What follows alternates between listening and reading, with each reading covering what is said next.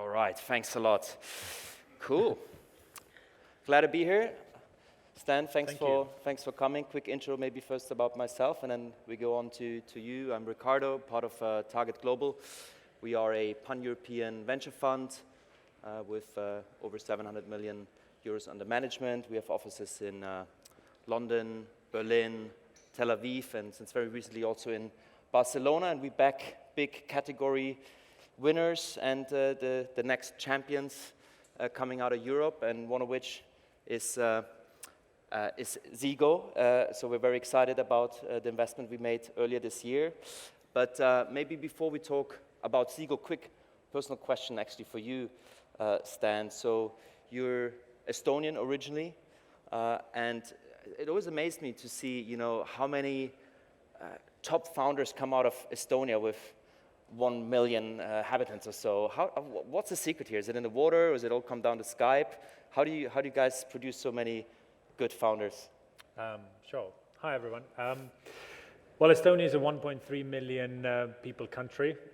I would call Estonia like a minimum viable product country, where you can come up with a new product and just innovate, because you launch it very quickly, you have hundreds of thousands of users, and the infrastructure is a lot lighter than it is more established and older markets like UK or Germany or some others. So that's why there's lots of innovation happening, lots of trial and error. And Estonians generally, if you think about, I think that's one side. The other side is, what else does Estonia have?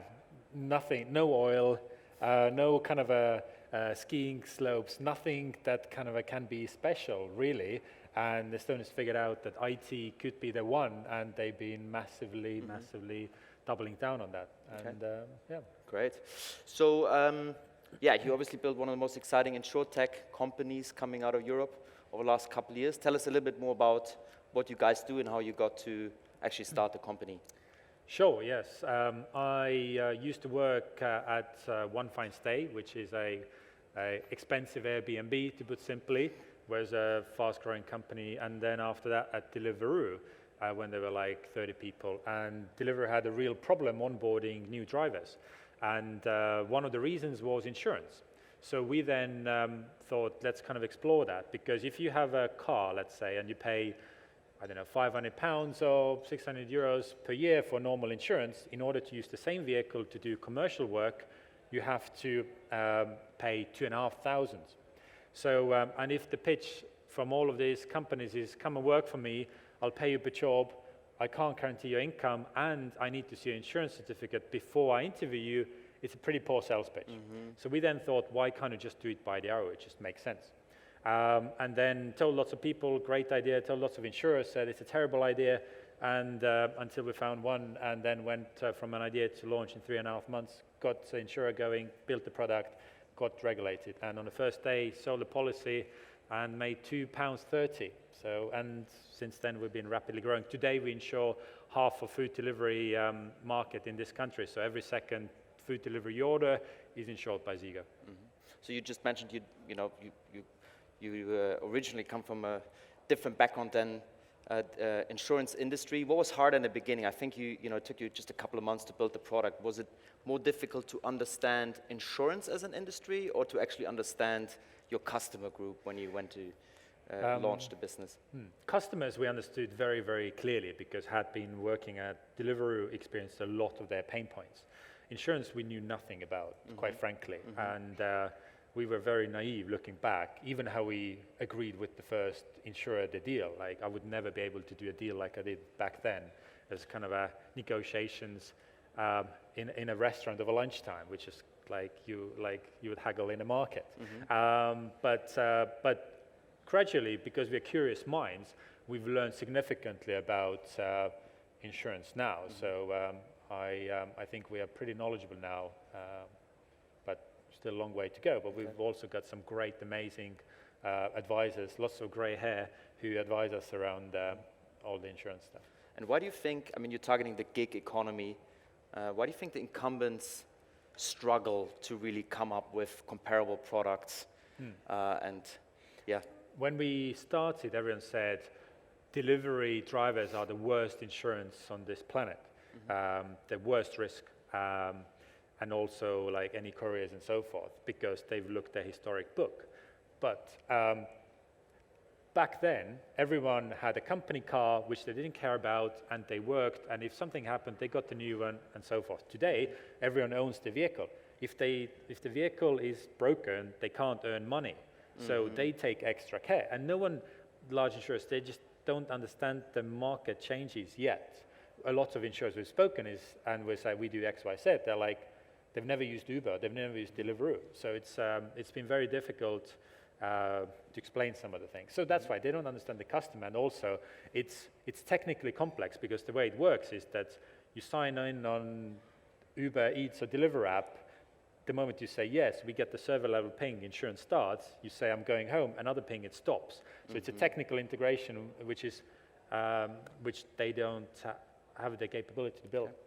And then, I mean, you obviously just talked about motor, and within the gig economy, you seem to be focusing really on motor. What other subsectors are there when you think about the gig economy? And is the plan to double down on motor, or do you want to expand into other areas within the gig economy? We started in the gig economy. Now we also insure electric scooters. We insure ride sharing, car rentals. We do lots of new mobility insurance in 5 different countries in Europe. And from there on, we're going to double down to commercial fleets and in general, because there's 2 large world trends happening. Is a lot more people are living in cities, and secondly, ownership is changing to usership. And there, who owns a vehicle? A company. What insurance they need? Commercial insurance. So that is one of the fastest growing insurance segments within insurance, and we're going to be doubling down there over the next 12 to 24 months, even more globally.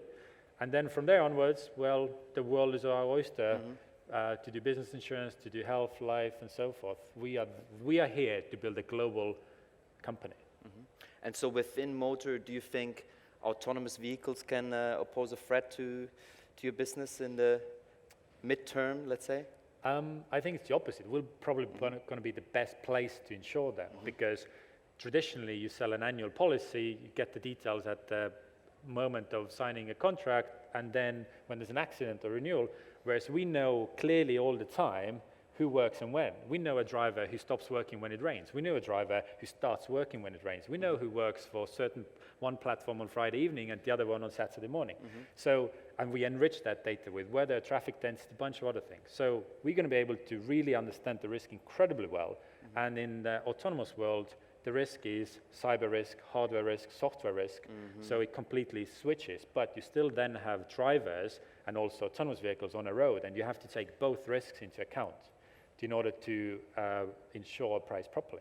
So that's why I think we're going to be really well placed to do that as well. Okay. Let's talk for a moment about Brexit, our favorite topic here in the UK. I think it's probably fair to say that we'll see more and more part-time jobs coming after Brexit here in the UK, with more need for flexible insurance products. Are you one of the few founders that actually is in favor of the UK leaving the EU because it will drive more demand to Zego? We'll leave that debate for another day, but Brexit for us is a speed bump, like any other challenge in a company, in a sense that one day we go outside Europe, then there's going to be other regulatory challenges and so forth. So for us, we are ready either way it's going to go, and but yeah, it's just one of those complexities you have to get your head around. Fair enough. Maybe last question. I see time's running out. I mean, you had phenomenal traction now since you launched. You raised over $50 million. What's next? Particularly when you think about expansion, and also, what are you most excited about 2020? Yeah, I just looked at headcount numbers. In October, we hired onboarded 1 person a day rate at the moment. So we're doubling down heavily on hiring across the board in numerous areas. We're going to be expanding significantly in the current markets we exist, plus we're going to go in Europe from west to east and cover as much ground as we can. So finding the next exceptional people is a big focus for 2020, and then just like not necessarily just launching constantly new products, it's also growing those significantly. So. Great. Okay, I think we're done. Big round of applause for Sten. Thank you. Thank you.